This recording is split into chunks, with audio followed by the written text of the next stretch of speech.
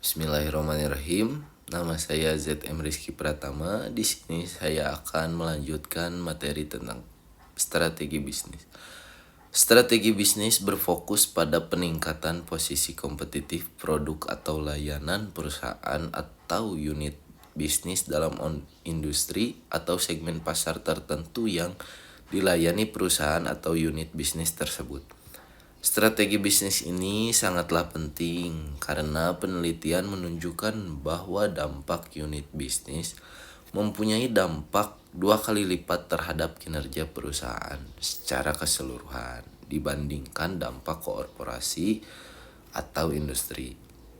Strategi bisnis ini dapat bersifat kompetitif yang berjuang melawan semua pesaing untuk mendapatkan keuntungan, atau kooperatif dengan bekerja dengan satu atau lebih perusahaan untuk mendapatkan keuntungan dibanding pesaing lainnya. Selanjutnya pada tabel yang tertera pada PPT tersebut yaitu matrix SWOT. Matrix SWOT ini sangat berguna untuk menghasilkan serangkaian alternatif bahwa para pengambil keputusan dari sebuah perusahaan atau unit bisnis.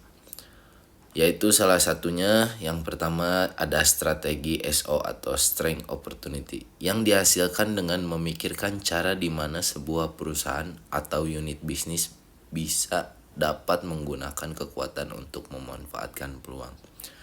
Yang kedua yaitu ada strategi Strength atau Threats.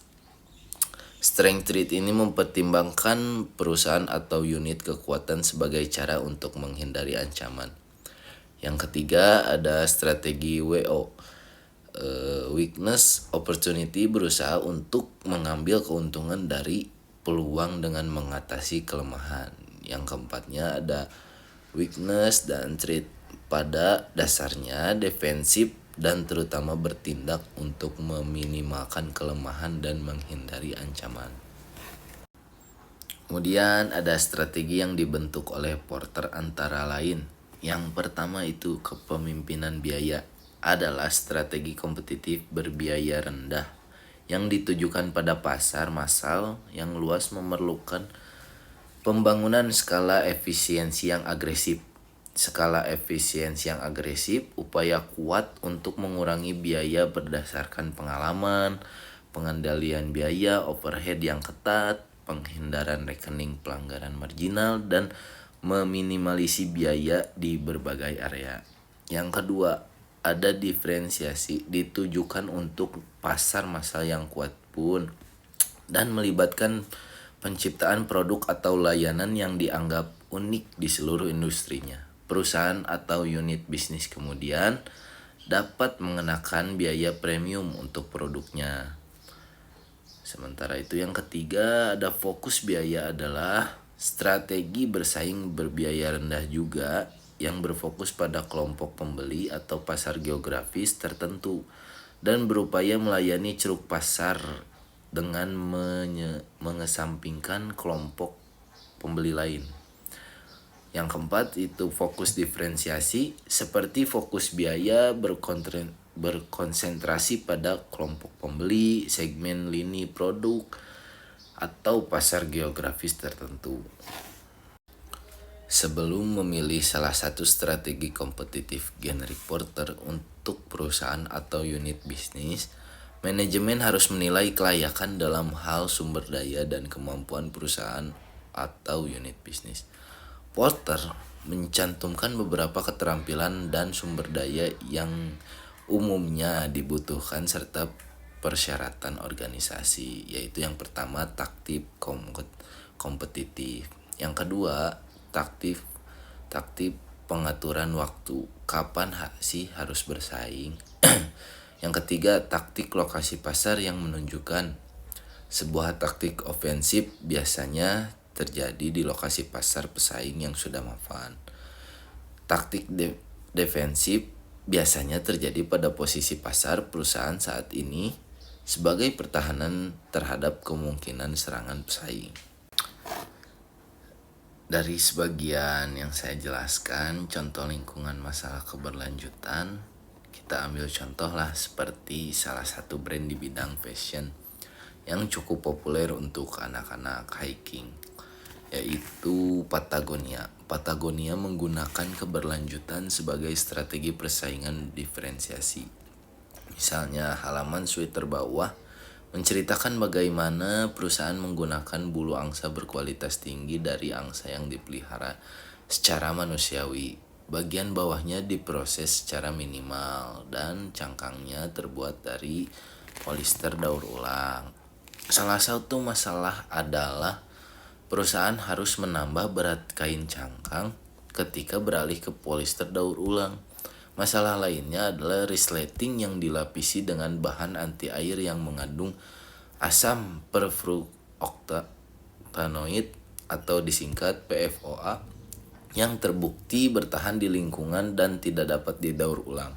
Adanya hal tersebut memberitahukan bahwa perusahaan tersebut sedang menyelidiki alternatif penggunaan PFOA tadi dalam berbahan anti air dan mencari cara untuk mendaur ulang pakaian. Halaman tersebut kemudian meminta umpan balik memberikan kesempatan kepada pemirsa untuk melihat apa yang dikatakan orang lain.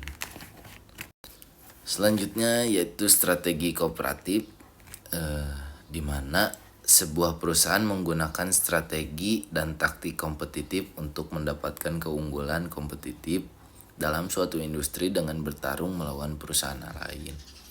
Namun, hal ini bukanlah salah satu-satunya pilihan strategi bisnis yang tersedia bagi perusahaan atau unit bisnis dalam bersaing. Sebuah perusahaan juga dapat menggunakan strategi kooperatif untuk mendapatkan keunggulan kompetitif dalam suatu industri dengan bekerja sama dengan perusahaan lain.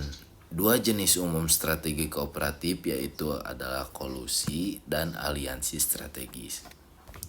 Yang pertama itu adalah kolusi, yaitu kerjasama aktif perusahaan-perusahaan dalam suatu industri untuk mengurangi output dan menaikkan harga guna menghindari hukum ekonomi normal mengenai penawaran dan permintaan.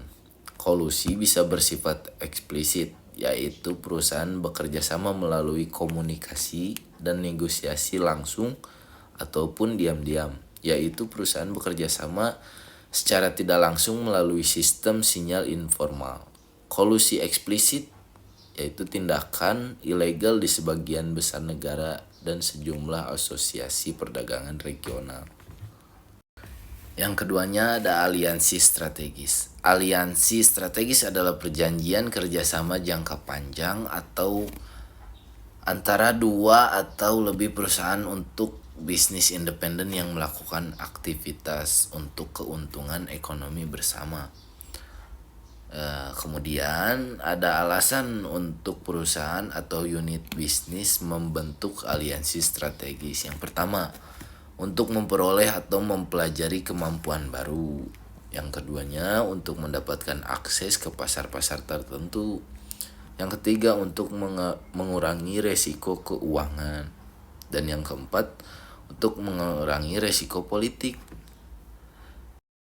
Mungkin sampai di sini saja penjelasan yang dapat saya sampaikan. Mohon maaf bila ada pemaparan kata yang kurang mengenakan. Sebelumnya terima kasih.